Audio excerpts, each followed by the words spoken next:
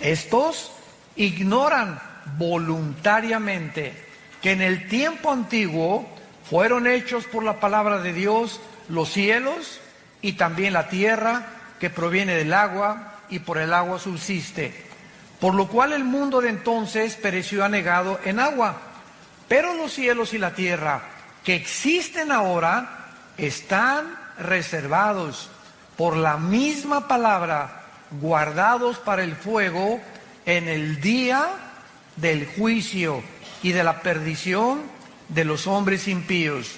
Mas, oh amados, no ignoréis esto, que para el Señor un día es como 1000 años, y 1000 años como un día.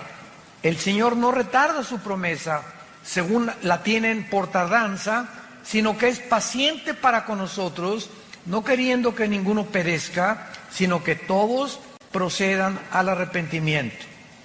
Pero el día del Señor vendrá como ladrón en la noche, en el cual los cielos pasarán con gran estruendo, y los elementos ardiendo serán deshechos, y la tierra y las obras que en ella hay serán quemadas. Puesto que todas estas cosas han de ser deshechas, ¿cómo no debéis vosotros andar en santa y piadosa manera de vivir, esperando y apresurándonos para la venida del día de Dios, en el cual los cielos, encendiéndose, serán deshechos, y los elementos, siendo quemados, se fundirán? Pero nosotros esperamos, según sus promesas, cielos nuevos y tierra nueva, en los cuales mora la justicia. Hagámonos una pregunta antes de desarrollar este tema.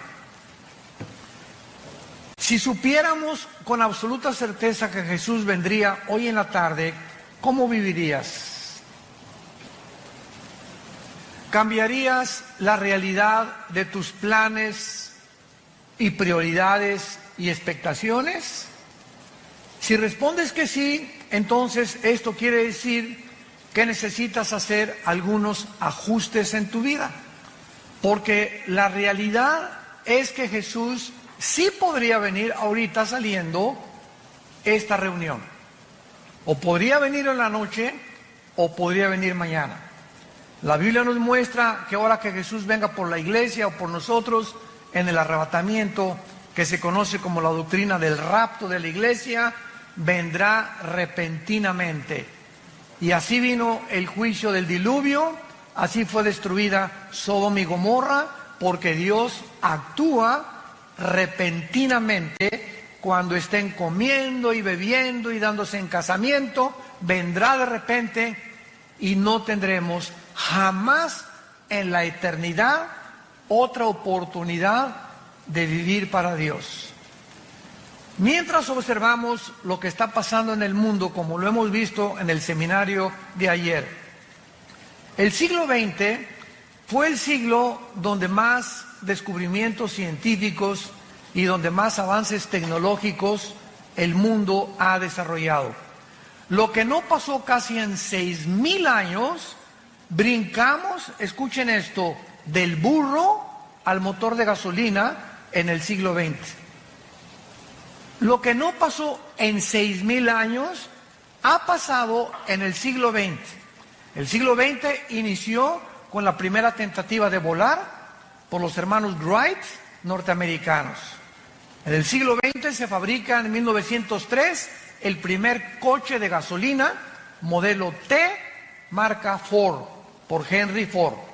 En 1929 Alejandro Fleming descubre la penicilina. En 1939-40 los doctores Enrico Fermi, italiano, y Oppenheimer, alemán, descubren, bombardeando el elemento uranio 235, produciendo la fisión nuclear, para producir la primera bomba atómica que fue soltada en Hiroshima y Nagasaki con 3 o 4 días de diferencia, y entrando el mundo al mundo nuclear. 1954 el primer submarino, o la primera plataforma también, que se hace en el espacio. 1957 se lanza el primer satélite. En el 69 el hombre llega a la luna. 1970 se descubre el Internet, comenzamos a usar los teléfonos celulares y de los 70s, 80s al siglo XXI que nos encontramos, ¿qué nos sorprende? Es impresionante cómo el mundo de repente se abrió la llave del conocimiento y el ser humano subió, y ahorita en este momento nos encontramos en el mundo de la robotización, donde se han creado robots que ya están desalojando a los seres humanos como empleados, como enfermeras. Hace poco mi hijo Caleb, que está ahorita ahí con los jóvenes, le hicieron una operación de oftalmología con rayos láser en los ojos. Y me dijo el doctor, usted si quiere, doctor Alducin, puede pasar a través de un vidrio y ver la operación de su hijo. A mí me encantó, nunca había visto esto. Entonces lo pude ver así, a mi hijo lo acostaron y yo creí que el doctor que tenía 80 años, dije que no tenga Alzheimer o que no le mueva la mano porque me lo va a dejar ciego, ¿verdad? No, pero ya eso ya pasó hace muchos años de moda, sino que ahora con una manejita, así con un robot, manejó todo el láser y nomás lo movía, lo apuntó y ¡zum!, ¿verdad? La incisión y todo, impresionante. Él no metió la mano para nada en toda la operación. Un robot le abrió los ojos, se lo puso así, otro le puso quién sabe qué tantas cosas, pero yo salí maravillado de darme cuenta el avance en el que estamos ya llegando. Antiguamente también para abrirte el corazón te abrían una cosa así, ahora ya nomás te abren una incisión de milímetros, te meten una aguja y hacen todo a través de cámaras electrónicas, de pantallas y de una robotización impresionante. Nos encontramos en esa época, pero también nos encontramos en segundo lugar en lo que se llama el transhumanismo. ¿Qué quiero decir? Que desde 1954 que se descubrió el ADN, el ácido desoxirribonucleico, por los doctores Crick y Watson, que les dieron el Premio Nobel de Medicina, 1954, desde ese momento hasta nuestros días, la ciencia de la genética y de la biología se ha introducido a tal grado que están tratando de mezclar, por ejemplo, el ADN de las arañas que produce esa telaraña que es impresionantemente casi irrompible, una cosa la telaraña con la oreja de un murciélago para mezclar el radar del murciélago con la telaraña, etcétera, etcétera. Y existen laboratorios clandestinos donde están tratando de mezclar animales con humanos. Estos primeros experimentos se llevaron a cabo por un doctor, se llamó Mengele, en la Segunda Guerra Mundial, que fue uno de los médicos de los nazis, de Adolfo Hitler. Él fue el primero que comenzó a experimentar con la genética de los gemelos, les abría a las mujeres embarazadas el vientre y sacaban al producto y sacaban el ADN y lo querían mezclar con otra cosa, pero aún no conocían realmente el mundo microscópico de las células como lo descubrieron en 1954. Entonces nos encontramos en un mundo muy complicado, un mundo muy difícil, un mundo científico, un mundo tecnológico, pero a pesar de estos increíbles avances tecnológicos y desarrollos científicos del siglo XX, nunca en la historia había habido un siglo con tantos ateos como en el siglo XX. El siglo XX de repente parece que todos estos descubrimientos de la tecnología y de la ciencia ensoberbecieron al hombre. Y así tenemos del principio, ¿verdad? Bueno, Carlos Marx ya fue del siglo XIX con Federico Engels cuando postuló su libro El Capital para desarrollar la ideología del comunismo, pero tenemos a Sigmund Freud, aparente a principios del siglo XX, ateo, tenemos a Friedrich Nietzsche, que dijo que Dios estaba muerto, a Bertrand Russell, a Sam Harris, a Richard Dawkins, últimamente, a todos estos, Jean-Paul Sartre, Carlos Sagan, el astrónomo ateo también. Y es increíble cómo el siglo XX comenzó a enseñar. Yo me acuerdo cuando fui a la Universidad de México, la UNAM, a la Facultad de Filosofía, que me invitaron a una conferencia de filosofía, porque tengo un doctorado en teología y filosofía, para que yo les demostrara a los estudiantes qué avances en la filosofía se han alcanzado en el siglo XX, y la respuesta fue cero. Y se quedaron los estudiantes así. El mío maestro de filosofía me dijo: ¿a qué se refiere usted con que no ha habido avance en la filosofía? Le dije: el siglo XX se conoce como el tiempo o el siglo de la desesperación, como lo escribió el filósofo francés ateo Jean-Paul Sartre en su libro El Muro y en su libro La Náusea. Es el tiempo de la desesperación. Como dijo Sartre antes de morir: he pasado mi vida luchando y demostrando algo que no existe, por lo cual he gastado mi vida en balde. ¿Para qué gasté mi vida tratando de pelearme con alguien que no existe y enojarme con no existe? Él mismo dijo: el ateísmo es insostenible filosóficamente. Sin embargo, al mismo tiempo que en el siglo XX surgieron todos estos ateos, recordamos que los más grandes hombres de ciencia del pasado eran cristianos. Galilei, que descubrió, ¿verdad?, el telescopio y pudo introducir a la astronomía, cristiano. Apúntalo: Blaise Pascal, astrónomo físico francés, cristiano, tenía a Jesucristo como su Señor y Salvador. Isaac Newton, que descubre la gravitación y el movimiento astronómico en el cosmos. Louis Pasteur, el mismo Alberto Einstein, que aunque nunca reconoció que era cristiano, dijo en su frase famosa: Dios no juega a los dados con el universo. Pero de repente tanta tecnología y tantos descubrimientos ensoberbecen al ser humano. Y ahora nos encontramos, vuelvo a repetir, a pesar de todo lo que nos ha rodeado, escuchen esto: somos nosotros la última generación y la primera generación en la historia que tenemos el poder destructivo, nuclearmente hablando, para autodestruirnos en 30 segundos. Somos la primera generación en la historia que podemos autodestruirnos y acabarnos y autoextinguirnos en menos de un minuto. El último misil que acaba Rusia de hacer se llama Satán. La palabra Satán significa en el hebreo el adversario.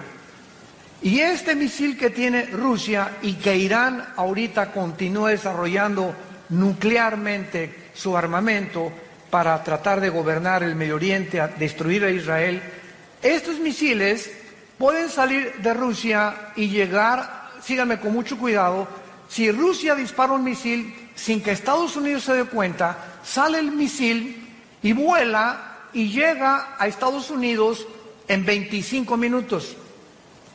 En esos 25 minutos que va volando el misil, los satélites norteamericanos e israelíes, a través del Mossad, que es el servicio de inteligencia de Israel, detectan el misil, pero ese misil puede venir también de Ucrania o puede venir, no lo pueden detectar exactamente la ubicación de donde viene.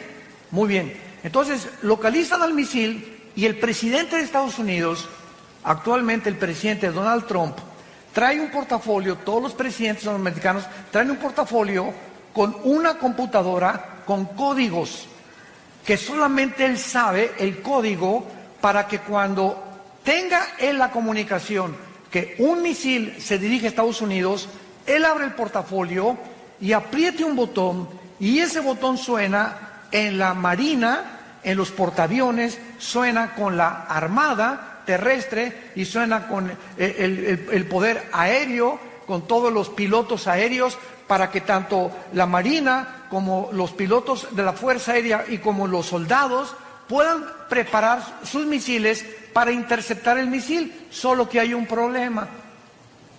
que cuando el presidente abra su portafolio, el misil llega antes que el presidente lo pueda abrir.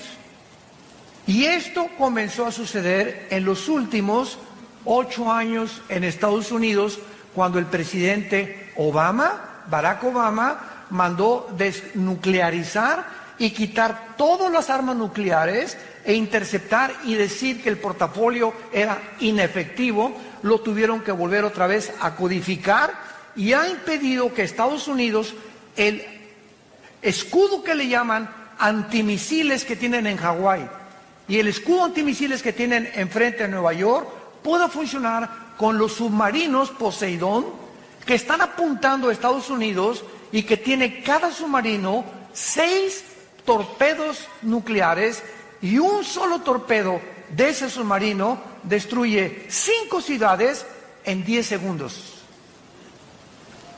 Y están apuntando en el Atlántico y están apuntando en el Pacífico. Basta solamente que algún loco, como ahorita el dictador de Corea del Norte, apriete un botón para desatar una conflagración a nivel internacional nuclear, que de acuerdo a la Biblia, en Apocalipsis 6, versículo 4, el cuarto jinete del Apocalipsis mataría a 1/4 parte de la humanidad. En este mundo nos encontramos un mundo de locos, donde la tecnología nos ha ensoberbecido y donde creemos que el ser humano, a través del humanismo, tiene la capacidad de resolver los problemas que van mucho más allá de nuestra capacidad humana para poder resolverlos. Nos hemos querido convertir en dioses. Este es el mundo que actualmente nos rodea. Y antes de entrar un poco más al tema, ¿por qué Rusia, Irán, Siria y Turquía se acaban de unir? Porque hace 25 siglos, en el libro de Ezequiel, capítulo 38, lo vimos ahí, 39, hace 2600 años, la Biblia profetizó que antes que Cristo regresara, se uniría Rusia con Siria, con Irán y con Turquía. Y estas naciones que la Biblia profetizó hace 2600 años, son exactamente las naciones que han formado un eje en el Oriente para poder controlar el Medio Oriente, donde se encuentran debajo de Arabia Saudita, de Irak y de Irán, casi el 70% de la producción petrolera del mundo. Pues el Medio Oriente es una manzana de la discordia. Por eso los ingleses antes de la Primera Guerra Mundial, por eso los árabes después de la Segunda Guerra Mundial, por eso Estados Unidos, por eso todo ha hecho que gire alrededor del Medio Oriente, donde la Biblia dice que comenzó la humanidad y donde la Biblia dice que la humanidad terminará en la ciudad de Jerusalén. Ahí va a terminar la humanidad con la batalla del Armagedón o la Tercera Guerra Mundial. Ahora, Rusia, ¿por qué cuando Trump le dijo a Putin, por favor, déjanos derrocar al presidente Assad de Siria, por qué Rusia lo impidió? Porque Rusia tiene la única base naval en Siria que está a orillas del Mediterráneo. Entonces, si quiere Rusia evitar que por el Mediterráneo se metan sus enemigos, lo harían, y jamás Rusia abandonará a la familia de los Assad, ni tampoco Rusia permitirá, mientras esté Putin, que Siria caiga en manos de otra nación. ¿Por qué se acaba de unir con Irán? El ayatollah Khomeini y el presidente Rouhani de Irán acaban de dictaminar que van a destruir a Israel y que ya tienen los misiles apuntando en contra de Israel. ¿Por qué se unió con Rusia? Porque Rusia tiene a papá China. China ahorita está protegiendo a Corea del Norte y China se hizo amigo también y compadre de Putin, el presidente Xi. Gracias a Dios que ahorita acaban de tener una reunión que se llamó el G20 en Japón, donde Trump ya se hizo compadre de Xi otra vez se hizo compadre de Kim Jong, tu padrino, ¿verdad? Y ya se hicieron amigos entre ellos, y otra vez la crisis comercial que nos estaba casi presionando en el mundo entero, donde amenazó Trump que iba a subir el 5% los aranceles en México si nosotros a los migrantes no los deteníamos en Guatemala, y si China seguía invadiendo el mercado internacional de Estados Unidos. Gracias a Dios que ya por lo menos hay un poco de respiro. Trump amenazó a Huawei, otra compañía china de productos de computación. Ya ahora se permite que ya se vende el Huawei otra vez, etcétera, etcétera.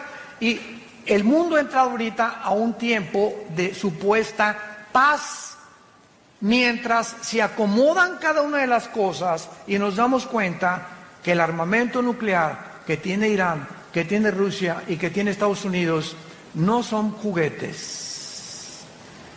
Cuando vuelven a armarse las naciones, son para poder conquistar el mundo, que ha sido el sueño de Alejandro el Magno, de Napoleón Bonaparte, de Carlomagno, de Aníbal, de Hussein, de Castro, de todos los dictadores que ha habido, de Gaddafi en Libia, de Mussolini, de Hitler.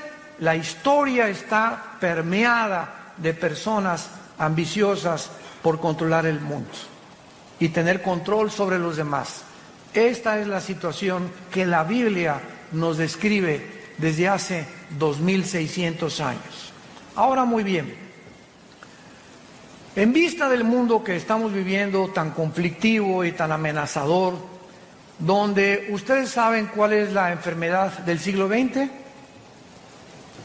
no estamos hablando de ataques al corazón, ni el cáncer, ni otras enfermedades que también tienen un índice muy elevado, sino que ahora se acaba de descubrir a través de la Clínica Mayo y el Hospital Hopkins, que son las dos instituciones clínicas más prestigiadas del mundo, hace 2 años y medio aproximadamente, concordaron que el 70% de las enfermedades de los seres humanos, mentales y físicas, tienen un común factor denominador: el estrés.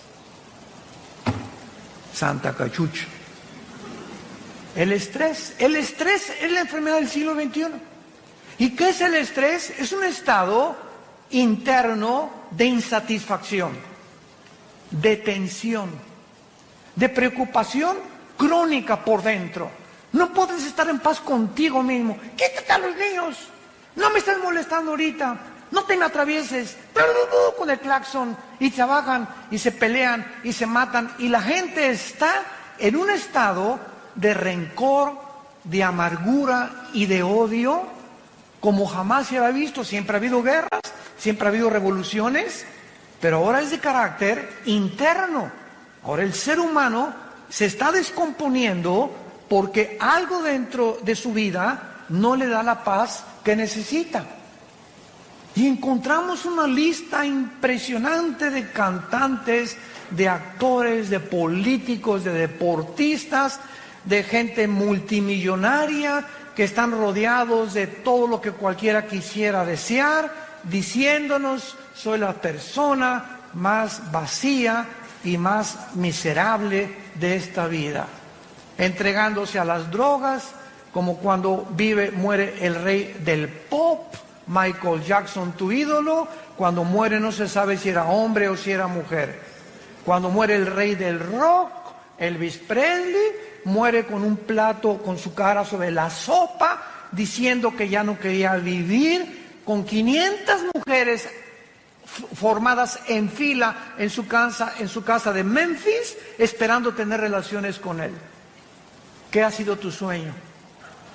Rabo verde. Y todo lo que nosotros pensamos que nos podría dar, o lo que quisiéramos algún día soñar, nos damos cuenta que lo han tenido los seres humanos, como Salomón escribió en el libro de Eclesiastés capítulo 2, a la risa le digo enloqueces, y al placer de qué sirve esto, cuando tenía 800 esposas. Tú nada más tienes una. Tenemos, dijo el otro, ¿verdad?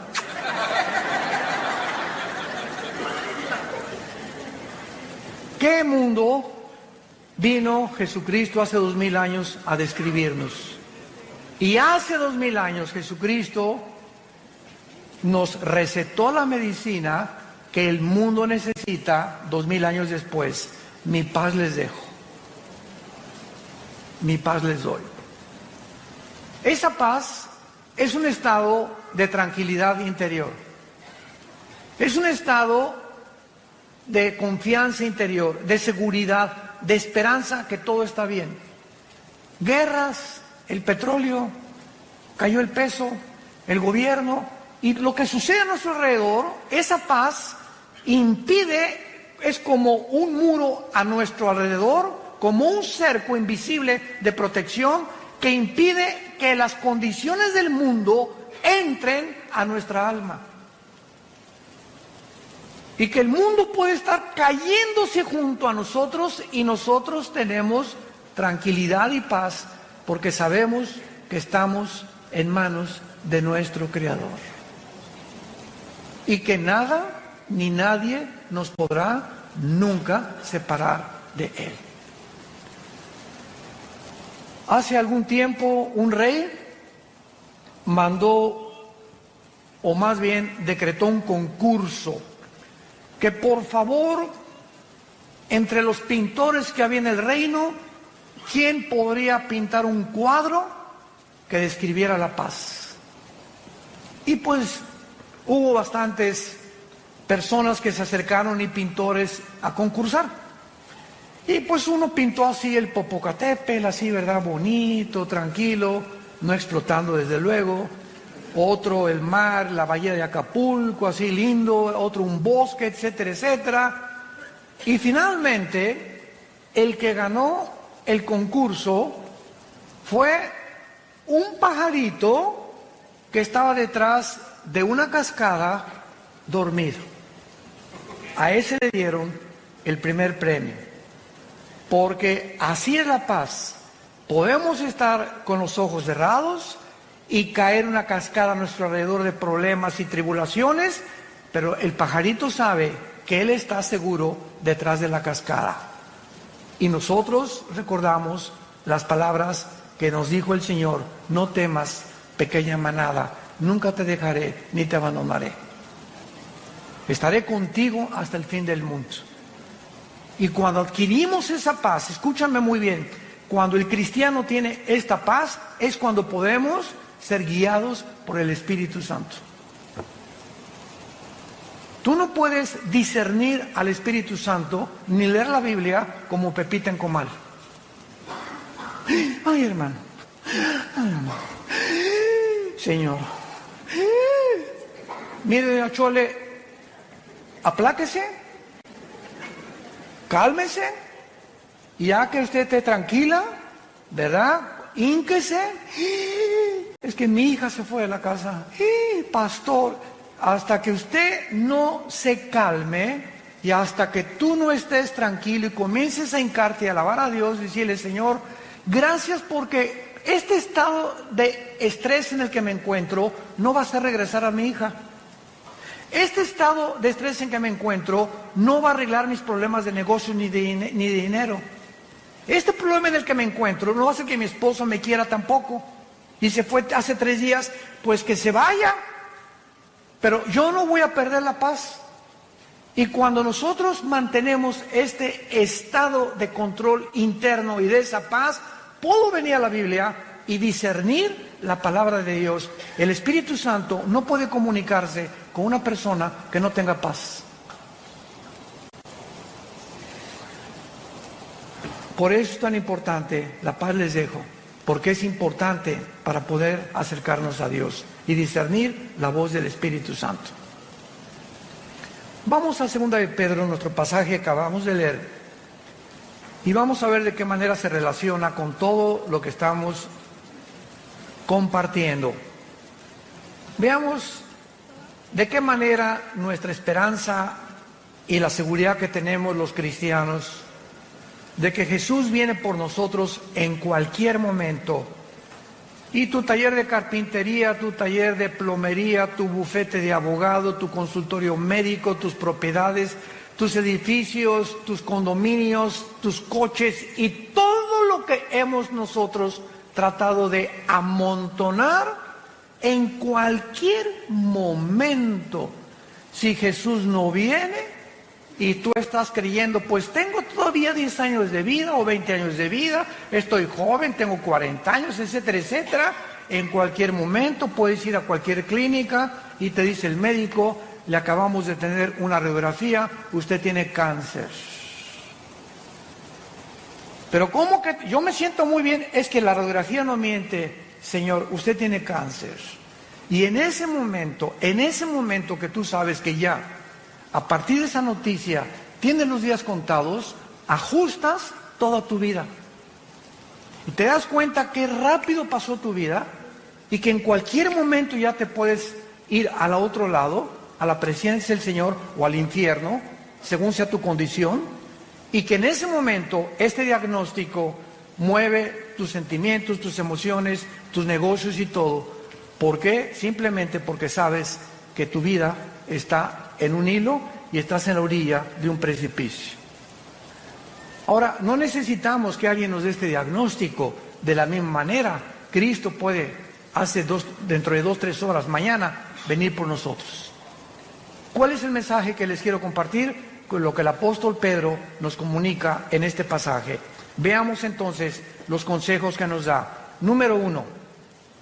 La primera cosa que se nos aconseja en 2 de Pedro capítulo 3, particularmente las promesas relacionadas con el futuro, es el origen de las promesas de Dios. Amados, esta es la segunda carta que los escribo, y en ambas despierto con exhortación vuestro limpio entendimiento. O sea, lo primero que Dios nos dice es, quiero que entiendan. Padre, ¿qué quieres que entendamos en esta época? Versículo 2, que tengamos memoria de las palabras que antes nos fueron dichas por los santos profetas y el mandamiento del Señor y Salvador dado por nuestros apóstoles. Lo primero que tenemos que recordar es las promesas de Dios. Nunca te dejaré, nunca te abandonaré. Ten paz. No importa tu destino, tu futuro, las noticias, lo que al mundo le pase. Recuerda las cosas que están escritas en este libro.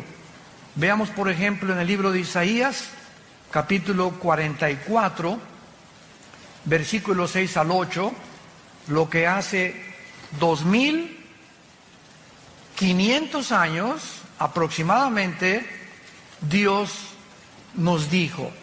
Isaías 44 del 6 al 8, así dice Jehová, Rey de Israel, y su Redentor, Jehová de los ejércitos, yo soy el primero y yo soy el postrero.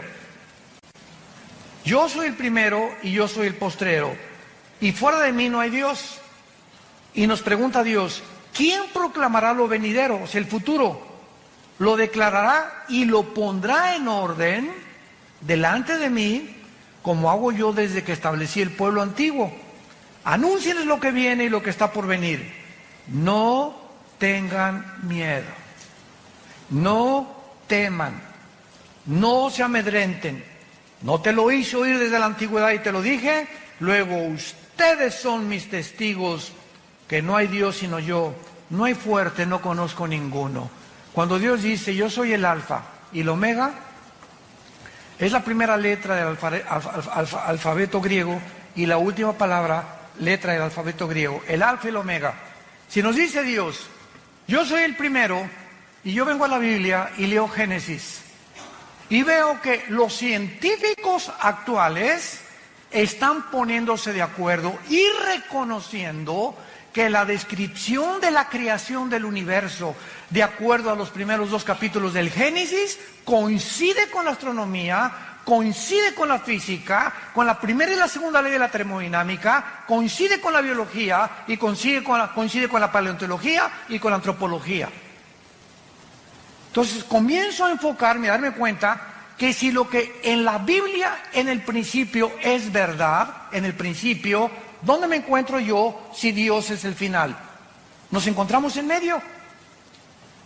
Entonces, ¿qué es lo que nos está diciendo Dios? Voltea hacia el pasado y ve todo lo que es escrito en la Biblia, solo en la muerte de mi hijo en la cruz, 33 profecías se cumplieron, al pie de la letra. Cuando Jesús colgaba en la cruz, se estaban cumpliendo 33 profecías por los profetas hebreos, al pie de la letra. Ahora, si eso en el pasado lo vemos, que se ha cumplido, nos damos cuenta que estas palabras son fieles y verdaderas. Y si yo me encuentro en medio, de la misma forma que se cumplió el pasado, y Él es el final, se cumplirá también el final. Por lo tanto, camino hacia el final con confianza en que Dios cumplirá su propósito en mí. Es lo que quiere decir, yo soy el primero y yo soy el último. No tengan ni tengan temor. ¿Quién más puede anunciar el futuro sino yo? Dice el Señor. Esto se refiere, ¿verdad?, a todos los eventos futuros profetizados en el Antiguo Testamento. Por hoy dice el primer consejo del apóstol Pablo: recuerden ustedes las promesas que en el pasado los profetas y apóstoles hicieron, para que ustedes puedan mantener esa paz que es importante para tomar decisiones. Tú no puedes tomar una decisión con quién te vas a casar, qué coche comprar, qué terreno vender, qué cosa hacer, qué negocio llevar, qué medicinas tomarte si no tienes paz. La falta de paz nos hace tomar decisiones equivocadas, de las cuales nos vamos a lamentar el día de mañana. Porque en el momento que tomamos la decisión para casarnos, para comprar ese vehículo, para comprar ese terreno, lo hicimos no con la dirección del Espíritu Santo, lo hicimos en la carne, guiados por nuestras pasiones. Y es cuando nos lamentamos y después le echamos la culpa a Dios por la condición en la que estamos viviendo. En segundo lugar, veamos nosotros en 2 de Pedro capítulo 3, en nuestro pasaje, que dice la Biblia en el versículo 3 y versículo 4, sabiendo primero esto. Es la segunda cosa que Dios quiere que sepamos. Número 1, las promesas de Dios. Número 2, tenemos que saber que en los tiempos que estamos viviendo, o sea, los postreros días que son los nuestros, vendrán burladores. Vendrán burladores. El siglo XX se llenó de ateos. ¿Quién es un ateo? Una persona que se burla de alguien que no existe. Santa María Catarina. Es una persona que se burla o insiste en pelearse con alguien que no existe. Por eso decía Sartre que es insostenible filosóficamente el ateísmo. Entonces vendrían burladores y los vemos, aunque ya son menos, andando según sus concupiscencias. Y estos burladores, dice la Biblia, versículo 4, van a comenzar a decir: ¿dónde está la promesa de que Cristo va a regresar? O sea, de su advenimiento. Porque desde el día en que los padres durmieron, o sea, todas las cosas en el mundo han sido así. Y dicen, siempre ha habido guerras, siempre ha habido terremotos, siempre ha habido pestas. ¿Por qué dice que son señales de los últimos tiempos? Muy bien. Estas personas querrán atacar las promesas de Dios y de nuestro corazón, y la Biblia les llama burladores. Un burlador, es muy importante, no es la misma persona que tiene dudas. Entonces, hay una gran diferencia entre un burlón y una persona que tiene dudas honestas. La persona que tiene dudas honestas dice lo siguiente: yo no puedo decir que no creo en Dios. Yo no sé, más bien, honestamente, yo no sé si existe Dios. Pero si existe Dios, oh Dios, si tú existes, dame evidencias que tú existes. Y dice la Biblia, me encontrarás y me buscarás con todo tu corazón. Entonces Dios oye a las personas que tienen dudas y que dudan, ¿verdad? Como Job. Job llegó un momento en que todo lo que le pasó en el capítulo 3 dice: Señor, ¿por qué mejor no fui un abortivo? ¿Para qué me permitiste y para qué nací? Para todo este sufrimiento que estoy atravesando. Entonces Job le preguntó a Dios: Señor, ¿por qué no fui un abortivo? Pero vean la diferencia. ¿Para qué me hiciste? ¿Para qué fui un abortivo? Chale. Podemos acercarnos a Dios con una actitud: Padre, yo no entiendo lo que está pasando, por qué te vas a mi hijo, etcétera, etcétera. oh Dios, dame la fortaleza ahorita y dime, muéstrame, ilumíname, porque quiero seguir confiando en ti. ¿Ya ves? Y para eso me perdí el trabajo, para ser cristiano. Vean la diferencia en la actitud. Cuando tenemos esa actitud de retadores y de soberbios, demandando a Dios que nos conteste como si fuera nuestro sirviente, jamás te contestará. Y el resultado será que vivirás amargado o vivirás amargada, porque tú crees que no te contestó Dios, pero no te contestó por tu actitud.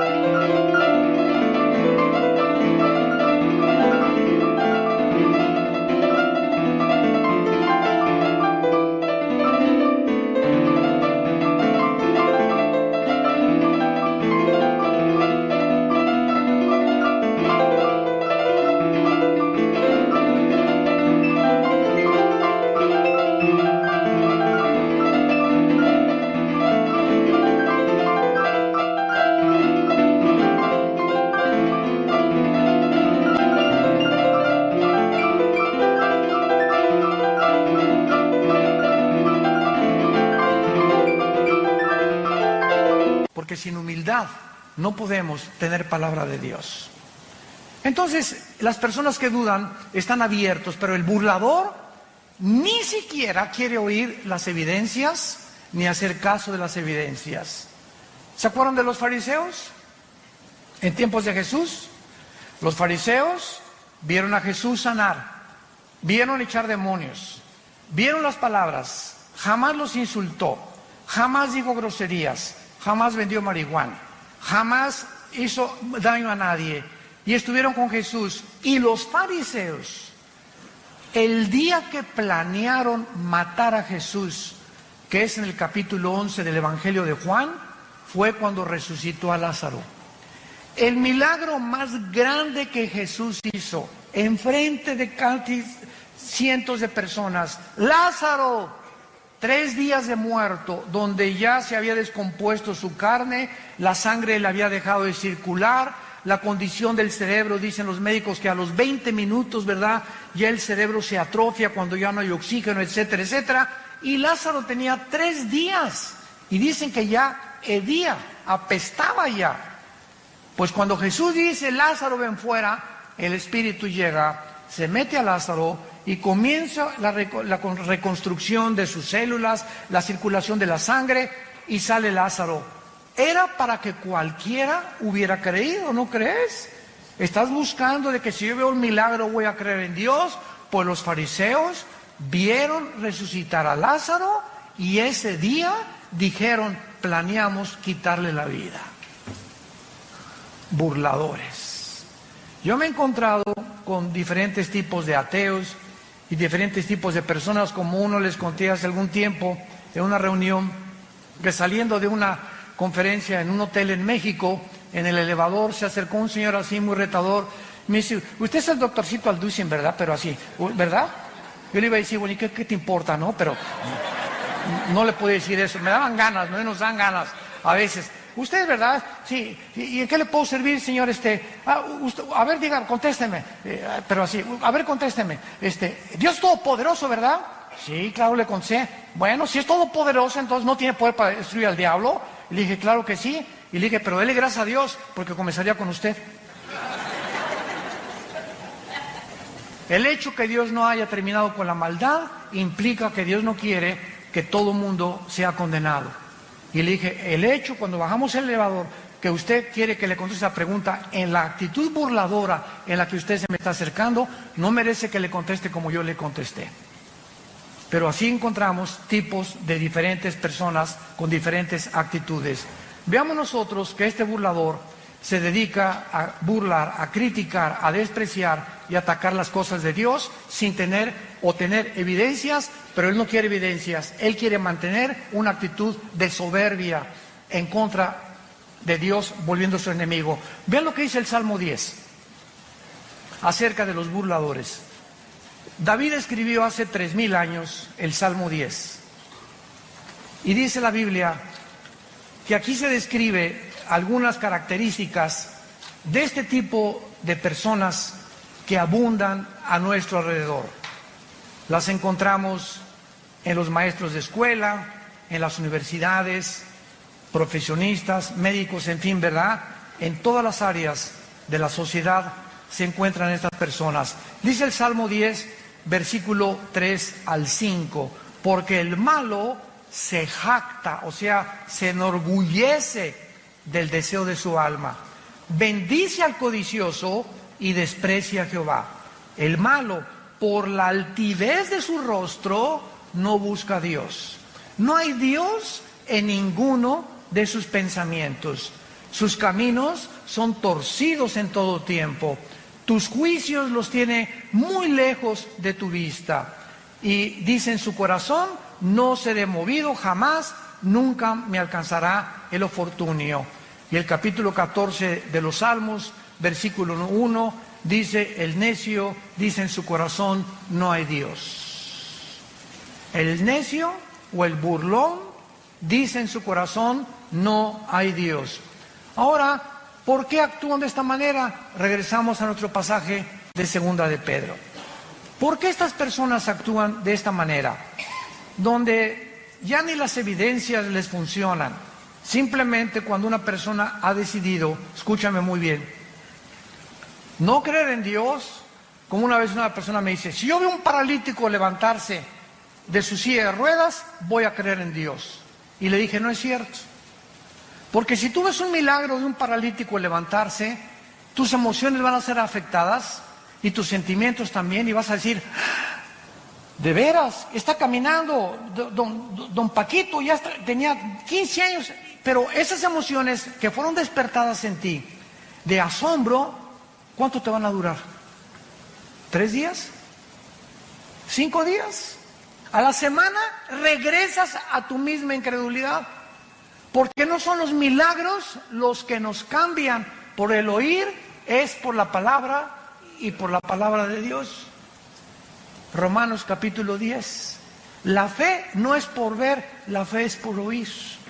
Y si tú cuando oyes las palabras de la Biblia no crees, aunque veas a alguien saltar de una silla de ruedas, no es cierto que vas a creer, porque tu problema no son las evidencias, escúchame esto, tu problema es tu moral. Un día tuvimos una cruzada muy grande en la Plaza de Toros de Villahermosa, Tabasco, en el estado de Tabasco. Y fue una cruzada dedicada a la juventud, hablé del suicidio, de la drogadicción, de la ideología de género, etcétera, etcétera. Y a la salida me estaban esperando 3 muchachas. Y se acerca una muchacha y me dice, oiga, pastor, es que la amiga que trajimos me dice que usted nos quiere asustar.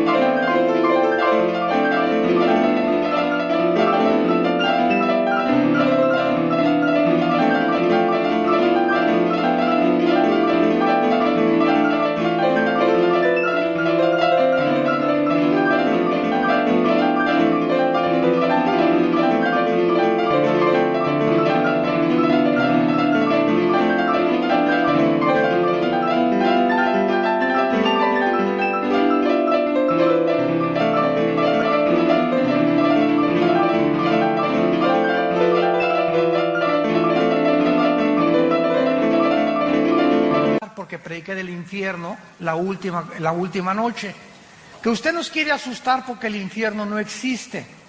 Entonces le pregunté a la muchacha, oye, ¿por qué no crees en el infierno? No, pues porque no es cierto, usted es el único que viene a asustarnos. Y yo le dije a la muchacha, mira, yo creo que tu problema no es de carácter intelectual ni teológico, sino moral. Y la otra amiga me dice, sí es cierto, tiene 3 amantes. Vive con 3 muchachos. Le dije, ya ves, por eso no crees en el infierno. No es que no creas, escúchame muy bien, es que no te conviene creer. Y así hay cantidad de gente en tu familia, amigos, que les puedes traer, les puedes mostrar, pero no les conviene porque ellos saben muy bien que al enfrentarse ante la verdad y ante la luz los va a desenmascarar. Y el Dios de la Biblia te va a demandar que tú dejes tus pecados, pero no te ordena que los dejes sin su poder. Ellos ignoran que si tú simplemente lo aceptas, Él te dará el poder en el Espíritu Santo para que tú puedas comenzar a vivir una vida nueva. Se llama la gracia de Dios. Entonces mucha gente por eso, por la ignorancia de que creer que pues primero tengo que dejar el adulterio, primero tengo que dejar de ser borracho y lo voy a pensar, y las drogas, y después lo voy a pensar, voy a tratar de ser, ya no ser homosexual o lesbiana y después acepto a Cristo. La Biblia dice, ven cómo estás. Cuando oigas su voz, no te endurezcas. Ven cómo estás. Ven a la cruz. Señor, soy un homosexual. Señor, soy una lesbiana. Soy borracho, parrandero y jugador. Me dicen el Chapo de la costera Miguel Alemán. No importa, reconoce, es lo que es el mensaje glorioso del Evangelio de Jesucristo. Simplemente reconoce tu pecado, que estás mal delante de Dios, que estás mal, que vas en un camino que parece derecho, pero vas a un camino de muerte. Reconócelo y regrésate y dile, Señor, vengo como limosnero ante tu cruz. No tengo nada que ofrecerte, soy un miserable pecador, ten misericordia de mí. Y Dios entra a tu vida. Entra a tu vida y te da el poder para dejar esa vida que tú no podías dejar sin su poder.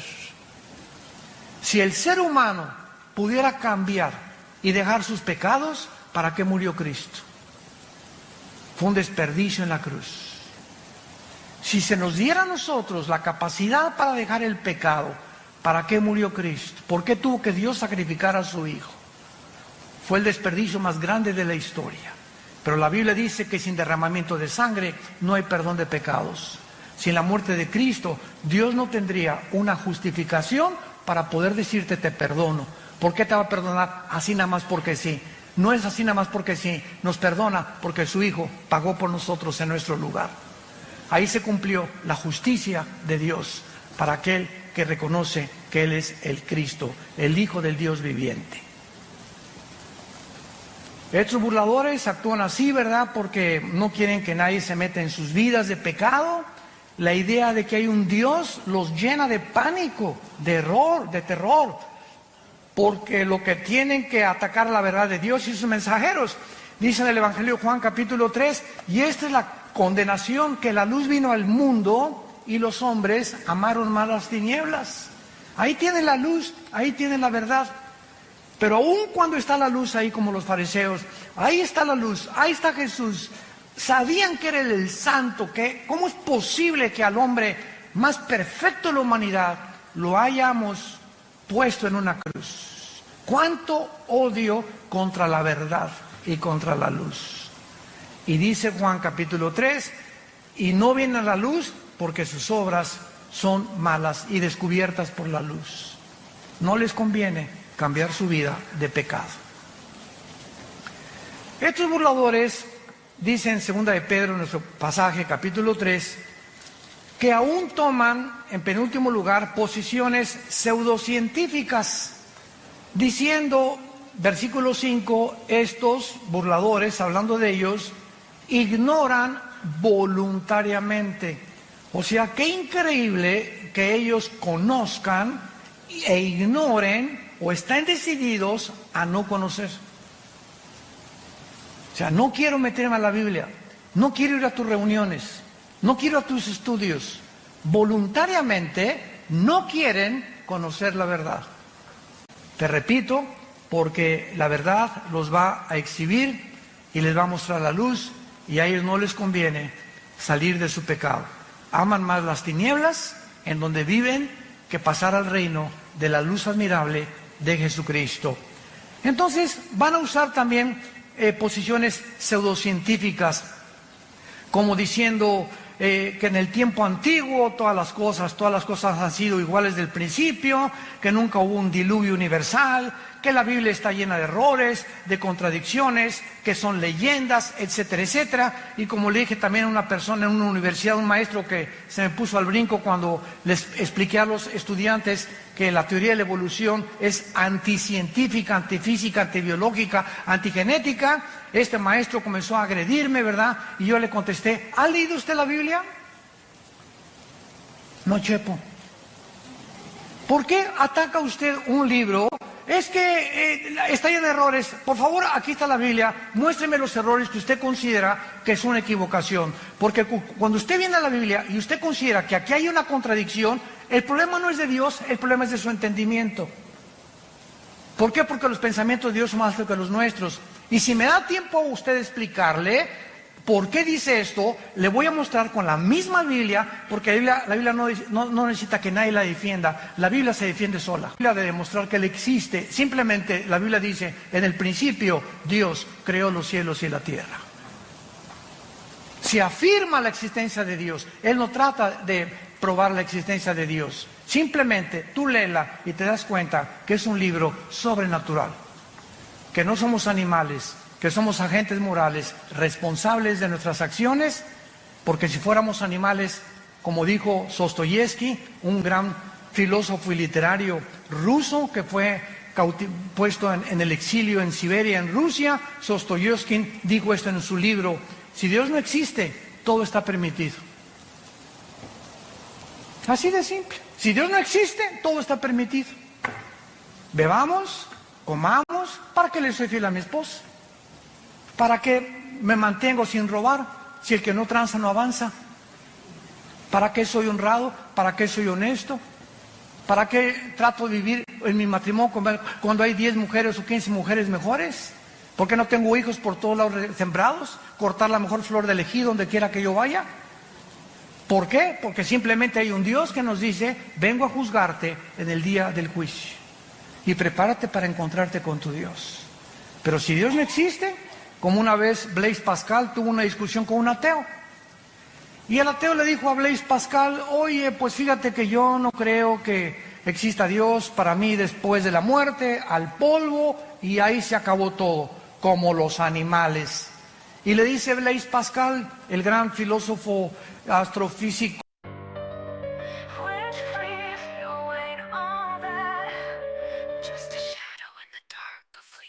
your art's a mirror, just reflects the void. No spark, no flame, just a bitter ploy. All I see is emptiness, cold and steep, a hollow echo where your soul should be. You claim to create, but it's all the same. A loop of nothing playing your own game. Your rings are so weak, like whispers in the breeze. Fragile as glass, shattered with ease. Which please, you ain't all that. Your crown's just dust in the wind, no tact. Your name's a shadow, you're worth the wraith. In this twisted waltz, you lose your pace. You paint with words, think you found your place, but all you draw is emptiness, a hollow embrace. A maze of thoughts lost without a trace. In your world of silence, there's no saving grace. Your words are daggers, but they never land. Just echoes in the air, nothing grand. You claim to create, but it's all the same. A loop of nothing playing your own game. Your rings are so weak, like whispers in the breeze. Fragile as glass, shattered with ease.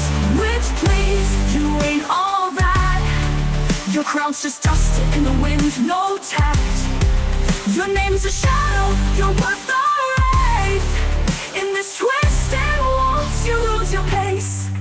You paint with words, think you found your place, but all you draw is emptiness, a hollow embrace.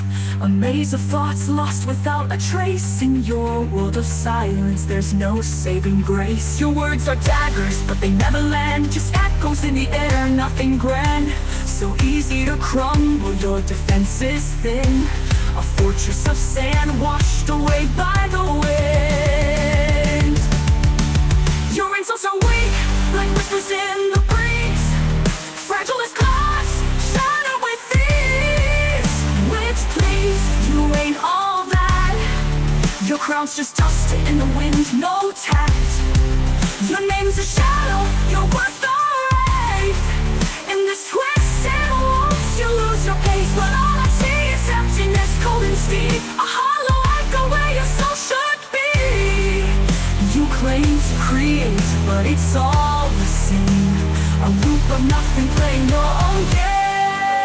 Which please, you ain't all that. Which please, you ain't all that. Which please, you ain't all that. In this twisted dance, you just fall flat. Which please, you ain't all that. Which please, you ain't all that. Which please, you ain't all that. In this twisted dance, you just fall flat. You just fall flat. You just fall flat.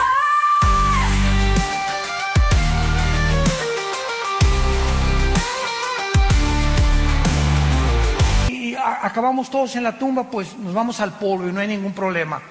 Pero si mi Dios tiene la razón y Jesucristo resucitó entre los muertos, ¿qué amulados te vas a llevar? Así que ya sea que tú tengas razón o que yo no tenga razón, yo salgo ganando. Porque si Dios no existe, pues no perdí nada. Pero si Dios existe, ¿qué amulada te vas a llevar? Es un simple razonamiento. O como dijo también Newton, una vez tenía un amigo Newton, Isaac Newton, que era ateo. Y entonces estaba viendo el universo una noche que estaba con Newton, y Newton estaba con sus matemáticas cuánticas y su astronomía y considerando muchas cosas del universo, etcétera, etcétera.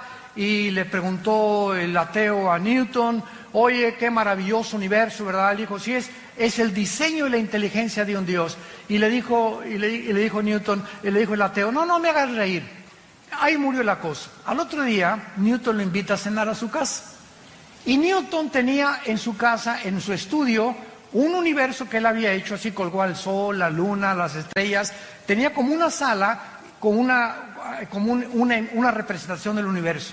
Entonces llegó este amigo de él a su sala y vio todo esto colgado y le preguntó el ateo, oye, qué bonito, ¿quién colgó todas estas cosas? Y le contestó Newton, se colgaron solas.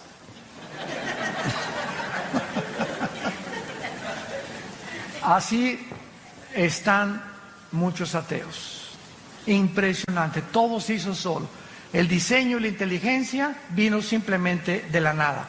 La materia salió de la nada y la nada nunca produce nada.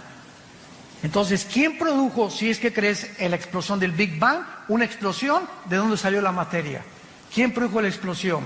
¿Quién produjo el universo tan perfecto en el que vivimos? ¿Cómo es posible que las condiciones de la vida en esta Tierra no se encuentren en ninguna galaxia, por lo menos, que hemos nosotros alcanzado percibir a través de los telescopios?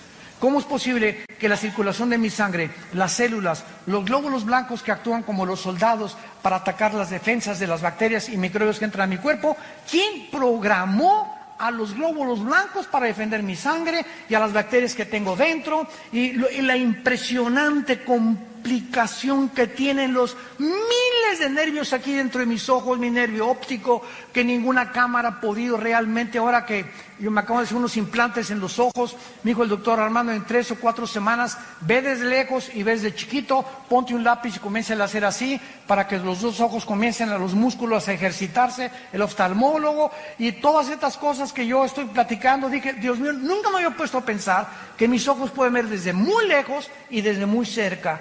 ¿Quién hace que se enfoque y quién desarrolla este foco que los mismos fotógrafos no han podido desarrollar? Ya no valemos solamente de eso, de la sangre, de los 3 huesitos que forman los oídos, de nuestra lengua, de nuestros dientes, de nuestro esqueleto, nuestros músculos. Bueno, es impresionante cómo puede alguien atreverse a decir, no existe Dios. Nos hicimos de la nada, de las ranas evolucionamos. Y finalmente terminamos en 2 de Pedro, en nuestro pasaje, y dice el apóstol para terminar. Versículo 8. Mas, oh amados, 2 de Pedro 3:8. No ignoren esto, que para con el Señor un día es como 1000 años y 1000 años como un día. ¿Qué quiere decir? Que para Dios no existe el tiempo. Cuando la Biblia dice en Génesis 1:1, en el principio Dios creó el cielo y la tierra, ¿saben a qué se refiere? Al principio del tiempo, de la materia y del espacio. Antes del principio no existía tiempo, no existía la materia y no existía el espacio. Y ahora la física afirma y confirma que el espacio no puede vivir sin materia o existir o la materia sin el espacio, ni tampoco en el tiempo. Y hasta el siglo XX, Alberto Einstein introduce la cuarta dimensión con su famosa teoría E igual a mc al cuadrado. La energía es igual sobre la masa por la velocidad de la luz al cuadrado, que revolucionó la teoría famosa de la relatividad. Entonces, cuando Einstein comienza a introducir que el tiempo es la cuarta dimensión, ahora desde 1945 hasta nuestros días más o menos, sabemos que somos cuadridimensionales, que es hacia abajo, hacia arriba el espacio, hacia los lados y el tiempo como la cuarta dimensión. Dios está arriba del tiempo, el espacio y la materia de nosotros. Por eso su nombre es Yahweh. Yo soy el que soy. Para Él no hay el pasado ni el presente. Lo que aquí pasa en 1000 años, desde la eternidad es un día.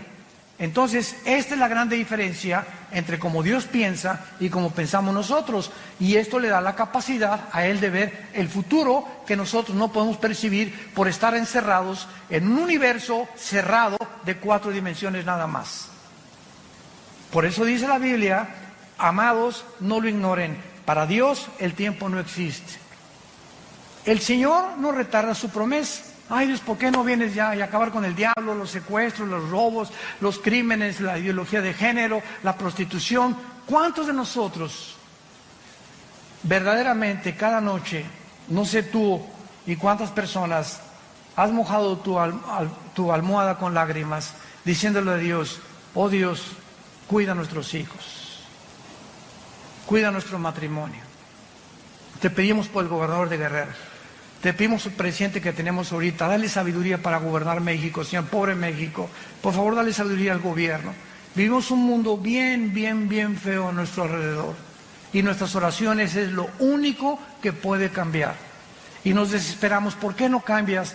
Te dice Dios, no es que me tarde, es que no quiero que ninguno perezca. Como le dije al Señor en el elevador, dele gracias que Dios no ha actuado ni terminado con la maldad.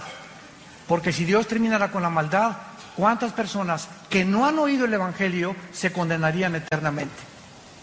Por esa razón Dios retarda su promesa. Es lo que el apóstol nos quiere decir. Pero el día del Señor, versículo 10, vendrá como ladrón en la noche. Los cielos van a pasar con gran estruendo, los elementos ardiendo. Esta palabra significa la composición atómica. Eso es increíble en el griego, son los átomos. Serán desechos. ¿Qué es lo que mantiene la cohesión de la materia? La composición atómica. Yo ahorita agarro mi mano y le hago este púlpito así, ¡paz! Y me rompo los nudillos de mis manos. ¿Por qué? Porque los átomos son más gruesos y los electrones y protones que los átomos que forman mi materia de mi piel. Entonces, todo lo que forma la cohesión que existe, y agarro un microscopio y veo el microscopio que giran a una velocidad impresionante los átomos y los electrones y los neutrones, y el hidrógeno tiene 2 átomos, el oxígeno tiene 1 y cada elemento, el helio, tiene otros, y la composición que hay en toda la materia es completamente diferente atómicamente. Nos damos cuenta y nos preguntamos, ¿quién le da la velocidad a los átomos?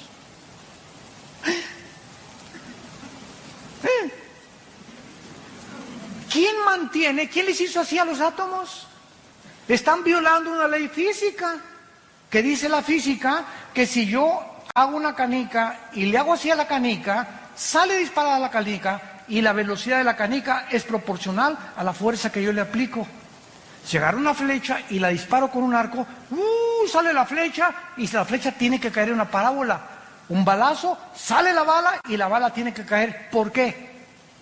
¿Por qué no se mantiene la flecha continuamente volando o la bala continuamente volando, o mi canica continuamente volando. ¿Por qué? Porque se tiene que detener. ¿Por qué la Tierra sigue girando sobre su rotación? ¿Por qué no se detiene? Pregúntale a tu maestro ateo. ¿Quién le hizo así a la Tierra? ¿Quién mantiene la Tierra? No solamente girando perfectamente a una velocidad de 24 horas sobre su eje, sino que ¿quién la sigue impulsando alrededor del Sol en 365 días? Desde hace miles de millones de años. La Biblia dice en Hebreos 1:3, Jesucristo sostiene todo el universo con la palabra de su poder. Es Dios de la materia, el Dios del átomo, el Dios de los electrones, el Dios que nos ha puesto todo en un orden para que podamos admirarle y decirle en esta tarde, inclinemos nuestra cabeza, te alabamos, oh Dios, creador de los cielos y de la tierra. Te bendecimos tu nombre porque has tenido misericordia de nosotros.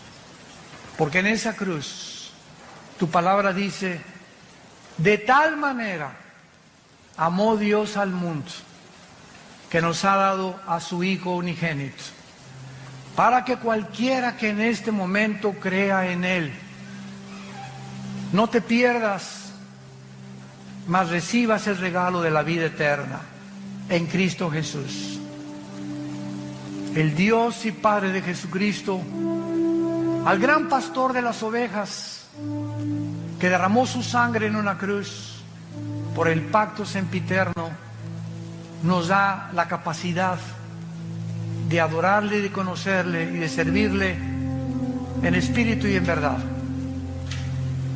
Y si tú invocas por Padre aquel que sin acepción de personas nos juzga de acuerdo a nuestras obras, caminemos en el temor de Dios durante toda nuestra peregrinación. ¿Qué es el hombre? Somos simples peregrinos. ¿Qué es nuestra vida? Como la niebla. Ayer teníamos 20 años, 10 años. Hoy tenemos 50, 60, 70, 8 años. Nuestra vida pasa como una sombra, como la niebla que aparece y desaparece. Y tenemos solo una oportunidad en esta corta vida